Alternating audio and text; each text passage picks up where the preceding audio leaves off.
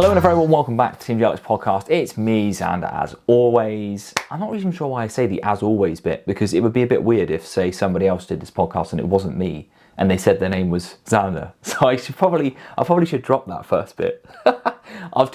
Next week, in fact, Thursday, when I record the Q&A that I do on a Thursday, I'm just going to say, hello, it's me. Actually, no, you obviously know it's me. I'm going to go with something different. I'm going to go with, hello and welcome to the JLX podcast. It's Xander. And I'll see how that flows. I'll make a note. I'll see how that goes. Anyway, welcome to Monday. If you're listening to this on any other day of the week, you can probably tell it's a Monday. I've got lots of energy. I'm feeling excited for the fucking week this week. So we've got some cool stuff going on, which I'm going to make you a bit aware of now, actually. As I've mentioned it, you may have heard in last week's podcast.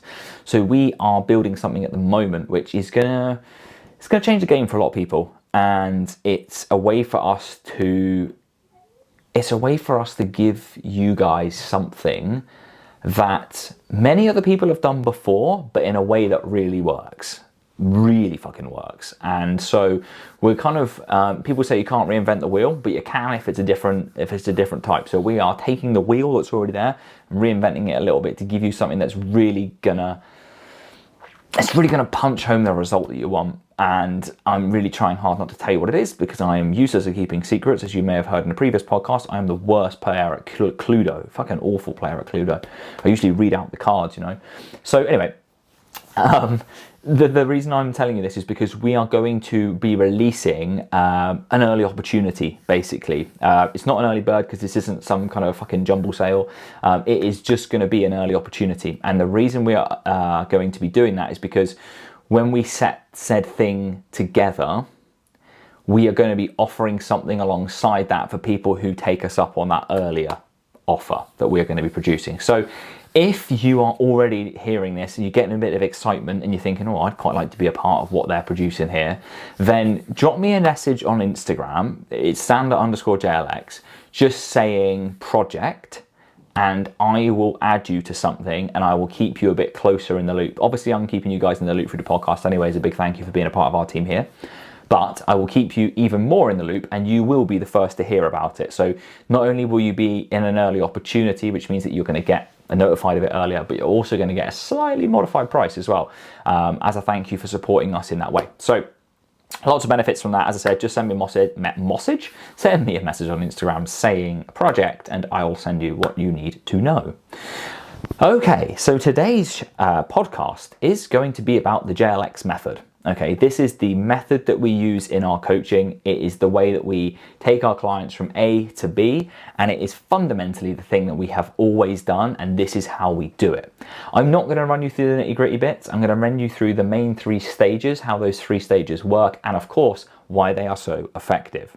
So the first stage, like we get any of our clients into, and if I'm honest, okay, the first stage is the most generic stage of our coaching process.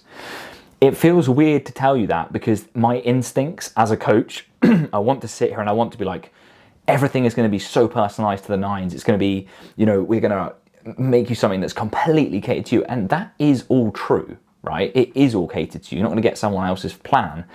But because we don't know you as well yet, we are not going to be able to optimize things exactly to the things you love, like, and enjoy. We're going to do that pretty well, but we're not going to do it perfectly, okay? So this is a really big thing, and if, like I said, it feels uncomfortable saying this because I want to justify it, but it is true. We do not know you as well as we would like to yet, so we will give you the plan that we know works. Now, I was speaking to a client last week about this. She is also a personal trainer, and she was asking me, how do you know what to program for someone if you know what the goal is, but they are not too clear on the things they enjoy, or not too clear on the things that, you know, the muscle groups they really want to focus on? Say they've been a bit like kind of vague with that. And I say, look, as a coach, you'll have a recipe for things you know absolutely works. Your job is to take that person from where they are to where they want to be. That is the whole purpose of them being with you. So our purpose in that first 6 weeks is to get the ball rolling with the results that you signed up to get. It is going to mean that you have to play more from our score sheet than maybe the one that you would maybe consider of in the sense of, okay, personalized, they're going to do all the exercises I love. Yes, we will do that. They're not going to do exercise I hate. Yes, we will also do that. But there may be different processes involved that you're not used to. And the reason we do that is because we want to see you start winning. We want to show you that you can start to build the result that you want. Once we've done that first 6 weeks, that's where things become a lot more personal. We know you so much better by this point. We have had multiple conversations, maybe even hours of conversations by this point. We'll have had a couple of calls by this point. We will have also seen your progress. We would have seen your form videos. We would have seen everything that we need to see to understand exactly where you need to be going. So the first 6 weeks, I would say, is kind of part one of phase one. Phase one is very much get the result, okay? So phase one is very much get the result. So if you've come to us to lose 10 pounds, 10 kilos, 20 pounds, 30 kilos, whatever it is in that way, maybe it's even to grow some muscle, and maybe it's a weight gaining journey you've joined us for. Regardless of that, our first priority is to get you what you came for, right? Because then if you've done that in the time frame that we've set, beautiful, fantastic. You might say, yeah, I've done the job. I'm happy to move on now. Brilliant, wonderful. We're dead happy with that. We're dead happy you got the result, and we're happy to kind of part ways there. However, we'll talk about phase 2 and 3 in a second. With part one of phase one, that is very much the let's get into this with what we absolutely know. Now, if you're watching this on YouTube, you'll be seeing my hands here. If you're not, you will have to try and imagine this. So let's say, for example, at the start, it's going to be 80% of what we know works and 20% of what you've told us you like, enjoy, and want to do. Now, as the process goes, we are going to flip that, okay? So eventually it becomes far more dominated by the things you love and enjoy, get you results, that's very clear, and far less of what we know to work, because fundamentally you will also at this point know what works, because we'll have taught you. You'll know exactly what works, you'll know how it works, you'll know why it works, and you will know and trust that it works because it already has done. So that's why that point comes to 80% of you, because you know all the things now. You know the structure, you know how the training functions, you know how to set up the diet and things like that. The aim then is for us to integrate that 20% of that additional nuance, that additional knowledge that we have, to provide you with that extra push, to provide you with that extra little bit of result. This is why phase one of our program is always so successful. It's so successful because we are powering you to drive this forward, but supporting you enough to ensure that it gets going in the right direction. Now, for some of you, that might be accountability. For some of you, that might be knowledge. For some of you, that might be a little bit of support, a little bit of confidence, right? You may have dieted loads of times before and you're just thinking, fucking hell, it's another 2 weeks, I've not lost any weight. But all you actually needed was another 2 days to see that scale really plummet. And we can explain to you and support you through exactly why that is. So that first phase is really important. And like I said, it's far more going to be dominated by what we know to work. And what's interesting is when I first started coaching, I coached a lot of powerlifters. And I remember writing 2 girls exactly the same program. And I remember thinking to myself, right, I've got to make these different. I'm going to have to make these different because I can't just give them the same program, because they're going to think that all I've done is just copy and pasted this and just gone, whoop, here you go. And I sat on this for ages. I'm a very emotional individual, so I overthink things a lot to the point where I think they're just going to think I'm a shit coach because I just copy and pasted this. And you know how those thoughts kind of spiral. You may have had it in your own life, you likely would have done at some point, not necessarily in coaching, but in whatever other way. And so I sat on it overnight and I woke up the next morning and I just thought, well, who am I going to give the worst program to? That would just, I remember it comes so clearly into my mind. Who am I going to give the worst program to? Because the program I built was killer. It was a great program. I was really happy with it. I knew it was going to get that person to where they wanted to get to. And the second person had exactly the same goals. They were both competing in the same competition. They had slightly different accessories. That's the difference. But I know that the main bulk of the program, which is what I was concerned about, was the same. And I remember thinking, if I change this, I'll be changing it to make it worse, because it's not going to be as good as the thing I'm really happy with. And that was it for me. That was when I realized, and I will always remember it. I'll remember it so clearly. I remember the 2 individuals so clearly. As it happened, they both went on and medaled in the competition, which was great. And the thing I will always carry forward then is, it doesn't matter if a program is very similar to start with, as long as the goals are similar and as long as the result is achieved. Then we can start to change things. Then we can start to optimize. And obviously, if you've got different gyms, you've got different muscle goals, things like that, everything will be very different. But if you're saying to me that the goals are the same, you train in the same gym, why would you not have the same one? So we'll optimize based on that. Now, the second phase This is the more difficult phase. Now, when anybody comes into our program, we want to get them the result they came here for, which is why we prioritize that through phase 1. Now, through phase 1, 99 times out of 100, many things will crop up. That might be emotional eating. That might be a poor relationship with success. This happens a lot, by the way. A poor relationship with failure, perfectionism, all of these things, right? 99 times out of 100, these things will come up and they will trip people up through this process.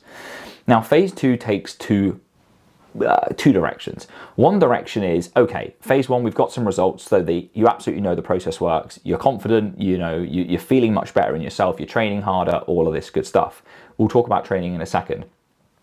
So phase 2 is very much designed to overcome those barriers, because for some people, those barriers might be so big that they can't really progress through to the goal that they've set. Let's say your goal is 30 pounds of fat loss. If you have a big challenge with emotional eating, losing 30 pounds can be very, very tough if that keeps coming up every Friday night, Saturday night and Sunday. So we might have to go, right, we've got an initial result. Now we're into phase 2 where we're going to really fucking hammer away at this emotional eating. Make sure we challenge those things. We work through those things, which we do fantastically well. And it's definitely something we pride ourselves on at JLX, in helping our clients get through those things and those challenges. Because when you do that, the phase 1 and 2 gets you to the result. And then phase 3 becomes the transition, okay, which we'll talk about in a second. Now, when I talked about programming just a minute ago, the importance for us, and I'm going to give you the 3 main focuses of our phase 1. The biggest focus we have in phase 1 is training intensity, okay? The biggest mistake so many of you are making, and you probably don't want to hear this because it's tough and training is hard, the biggest mistake so many of you are making is training intensity. You'd much rather add 3 or 4 sets than you would add a really hard set of training.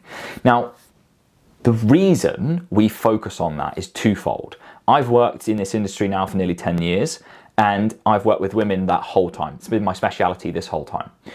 One of the things I know, and you know, listening to this podcast, is that diet and nutrition is the thing forced down your throat, pardon the pun, from a very, very early age, whether that's through your family members, whether that's through social media, the media, celebrities, etc., etc. It's always the pressure point, but it's always very negative.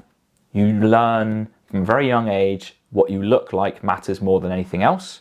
Your success is based on it, your worth is based on it, your enjoyment of life fundamentally is based on it. Now, when I first really started to get this grasp, obviously as a male, I've never been, I would say I've never been really, pressured is the wrong word, but I've never had the association like many females would have, and I can appreciate that. So it was something I had to learn to understand, and I did so very quickly based on the women I was working with. It therefore, in my early PT career, where I was far more focused on getting women strong, I said I coach powerlifters, far more focused on movement, lifting weights, getting in the boys' quote unquote area, those kinds of things. That was my focus, getting people strong. What I realized very quickly from doing that was that when you get somebody to lift weights, you can see progression, you build confidence, you build self-esteem, you build self-worth because you're taking up space and you feel fucking awesome about it. So when I then started to work more online and I started to focus more on changing people's bodies alongside their mindsets, this was always top of the page. Always top of the page. Training is the most important thing because it will build all the things you think you will get from fat loss. So in our first phase, our biggest priority is how can we neutralize nutrition? How can we take the emotions down around nutrition? And how can we pick and drive and force those emotions up for the enjoyment and passion and drive for good training? Now, I want you to just take a minute. I want you to just kind of sit or stand or wherever you are and just think about what I've just said. And if you are thinking, I'm not really sure if that's right, think about this. When you leave the gym, how good do you feel? Or I shouldn't lead you with good. How do you feel? I want you to feel that emotion. Close your eyes if you have to and just feel the last really great gym session you had. I want you to just feel that. I want you to picture it. What was the air like? What was the temperature like? What did your body feel like? What was your mood like? What was your focuses around? What are all those things for you in that moment? Then I want you to picture nutrition. What does your nutrition look like as a result of that? Do you go for the healthier option, the foods that make you feel good? Or do you go for the other options, the foods that don't make you feel so good or make you feel a bit lethargic? Like, what are the choices you're making as a result? On the flip side to that, what I'd like you to do is I'd like you to take yourself to your thoughts around nutrition. Maybe not now, because obviously if you've listened to a lot of our podcasts, that may have changed, but maybe 2-3 years ago, and how you always thought about nutrition. Did it make you anxious? Did it make you nervous? Did it make you overwhelmed? Did it make you feel good? Did it make you feel bad? What are all the emotions? Now, if I know anything, it'll be that the emotions you've got and the feelings you've driven from the training, you feel great, you feel empowered, you feel strong, you feel powerful. Nutrition, it makes you feel suffocated, it makes you feel frustrated, it makes you feel lost and overwhelmed, because it's all about how do I eat less? How do I go against all of the things in my body that make me want to eat more food and really drive the enjoyment around social occasions and things like that? Because let's be honest, in the Western world, food is a massive factor in social occasions. So all of these things, nutrition fundamentally has been, for most of you ladies listening to this, about how do you eat as little as possible and not be absolutely starving. So what I want to do is neutralize that. I want to say, right, we can't just go all out because that's not going to help anybody. We do have a goal that we want to hit, but how do we eat as many calories as possible while still hitting the goal and feel good in the food that we're eating? And most importantly of all the fucking things here with regards to nutrition, how do we get the nutrition to support the training, the thing that makes you feel good, the thing that makes you feel great, the thing that makes you feel strong and confident and passionate about what you are doing with your body? And above all of those things, how do we get the nutrition and the lifestyle to support the training? Because in the end, what that will give you is the most powerful thing I see in 99% of my clients who have come through this process. The other 1% had it already, is the appreciation for not what your body looks like, but what your body can do. You probably aren't in a place to perceive how that transition would feel if you're listening to this. Maybe you do, maybe you don't. If you're one of our clients, you probably understand that shift. If you're not, you're probably thinking that's world away from me. I just care about how I look, and that's fine. I'll meet you where you are, of course. But what I'm saying is that the minute you start to appreciate just how your body moves and how strong it is and how it performs and how it moves, the minute you start to perform better, and the minute the thing you worried about all along and how you looked and how you felt you looked and how other people perceive you and all those things, the minute all those voices quieten down, and the minute your body starts changing in the way that you really wanted it to originally, but it won't come from focusing on that. And a really good analogy that I've kind of picked up somewhere along the lines, not mine by any means, but you don't get richer staring at your bank account. You've got to put in the work. So the work that we're putting in with our clients and the work that you guys would be expected to put in with us in that first phase is putting the effort into that training. How do we drive that forward? We'll optimize everything. We'll make sure we check all your form videos, and that's a big thing for us. Like, form videos aren't just, hey, you move well, congratulations, whoopee, great. You know, we go into depth, we make sure you move really, really well. And then once we've solidified that great level of movement, we will push you. We will push you so hard, because it's something you probably haven't done before. And even if it is something you've done before, it may be something you've done in a suboptimal program that's not going to have the levels of depth that maybe you would need if you are more advanced, or it's so in-depth with so much volume, it's just too much, you're never going to be able to recover from it, so it means you can't grow. You end up getting burnt out, sore, and demotivated, essentially. So that is how phase 1 works. Phase 2 is, as I've said already, has 2 blocks. The first one is how do we fix the problems that have arisen in phase 1. The second phase can also be a pause. It can be a reset and a recharge. So reset and recharge, we've talked about the other one, is essentially where we have clients who are going a bit deeper with their fat loss or their gaining phases. So if you're going a bit deeper with your fat loss, what we would do is we would break that up. Nobody benefits from trying to lose an extra 2% of their body weight when they're already very hungry and very beaten up. That extra 2% could lead to the 12% gain, right? So you've lost 6%, you need to have a little bit of a break. You might have lost 10%, you need to have a little bit of a break. We usually enforce one around that 10 to 15% mark, because that break does 2 things. well, actually it does loads, but I'll focus on two. It does two things. The first thing it does is it gives you an opportunity to go back to maintenance, right? We can recover, we can lower food focus, we can lower hunger, we can perform better in the gym. So fully, the body gets to recover from what it has been going through. Because fat loss phases are stressful on the body, right? Let's not underplay that. They might be stressful for you as a brain and as a person and emotionally. Your body is feeling that stress too. But the second thing is that it ensures that you are able to come out of that. So many people get put into diet phases by coaches and then just left at the end of it. Here's your 12-week program. You've lost the weight. Congratulations. See you later. And I've worked with so many women over the years who have not come back out of that diet. They've just stayed on the 1400 calories. And then they're like, my training's gone to shit. My physique feels awful. I feel really tired, lethargic. I got no sex drive. You know, these things may sound trivial, but they make a big impact into your life. So what's really important for us is that we take people through that process, but we make sure we take care of them through the middle of it, because that's freaking important. So we take a break, we take a maintenance, right?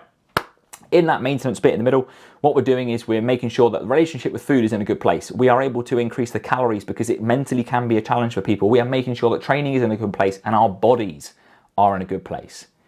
Above all those things, body and mind are super important. We need to make sure those two things are taken care of. If we do that, usually, I mean, it can be different. Somewhere between 10 and 15 weeks could be a break. Sometimes it's 6, it just needs a little break. If you are in a gaining phase, you're looking to build muscle, it might be a mini cut for that 6 weeks. So many different ways to do that. The third and final phase is your exit phase. Now, 99% of the time, clients will stay for us for a long, long time because they like the way we do things, they like the support, we help them through all sorts of areas I couldn't even mention now because, quite frankly, it's such a large expanse. But if you follow me on Instagram, you'll have seen my stories. We've helped people build the psychology and the strength to move jobs, to take that leap of faith. We've helped people through relationships. So many things as a part of being a coach because you do get to know people so, so well. So that third phase for us is how do we leave behind the process that kept driving the need for a goal in our brain. So where you thought, oh my God, I'm having a bad body image today, I need to diet. Or you thought, oh, I'm really stressed out and I'm going to do some more eating. It's not really a conscious thought usually, but what we're looking to do is say, right, how do we, all of those processes that are being driven from stimulus in our brains, how do we make sure that we have coping mechanisms and tools to manage all of those things so that fundamentally you can enjoy your life without needing to track food, without needing to weigh yourself all the time, and you can rely on training as a way to make you feel great, good, and bloody wonderful all of the time. Right? Because that's a controllable thing. You can't obviously control the elements of the world, right? You get bad news, you're obviously not going to feel bloody great about that. But the controllable sides of things, the training, the nutrition, all of those things, you know, if shit hits the fan, you're not going to be somebody who turns around and starts dieting again. If shit hits the fan, you're not going to be somebody who starts having behaviors with eating again, you know, emotional eating. You may start, but you'll have the tools to pull yourself back. So phase 3 for us is ensuring that our team have everything that they need so that, I say this a lot, but if I got hit by a bus, they would know exactly what to do. They wouldn't have a care in the world other than the fact that I got hit by a bus, and that would be really sad. Not for me, I wouldn't know anything about it. But this is a really important thing for me. It's not about gatekeeping the secrets and things of coaching. It's about how do we empower each and every woman who joins our team to ensure that they have absolutely every skill that I have as a coach. How do I pass that on? How does Grace pass that on to make sure that our clients no longer need us at the end of the process when they've got their result? That is pretty much how we do things, and that's a very skeleton kind of shape of things. There's obviously a lot more meat to the bones that goes on this in terms of how we go about the training programs, the nutrition, and how we manage disordered eating, how we manage behaviors around eating such as emotional eating, all of these things, obviously so much more. If you'd like to know more about each and every one of those topics in depth, again, message me on Instagram. Let me know what you'd like to hear, because this podcast is for you to learn. It's for you to get a grasp of how we do things. So if there is a way in which I can help you to get that understanding, it would be my pleasure. And I would be more than happy to talk this through on a podcast at a later date. My friends, a pleasure as always. Have a wonderful day, have a wonderful afternoon. If you are on Spotify, can you please do me a massive favor? Can you just give us a rating on the old Spotify app? I think we've only got like 7. Actually, I say only, I'm dead happy with my 7 because I got 5 stars at the moment. So thank you to anyone who voted us 5 stars, you fucking legends. But it'd be lovely to get some more. As always, if you think you have a friend, family, or colleague who would benefit from listening to this, whip that bad boy across to them. Let's help some more people. And finally, as always, if you would like any help and support, and this coaching process sounds like something you could do within your life, you know exactly where to get hold of me. Just send me a message saying, hey Xander, I've just checked out the podcast. I'd like to talk about coaching, and I will be absolutely happy to help. And we can obviously chat through things a little bit more from there. A pleasure and all the love. Take good care. Bye for now.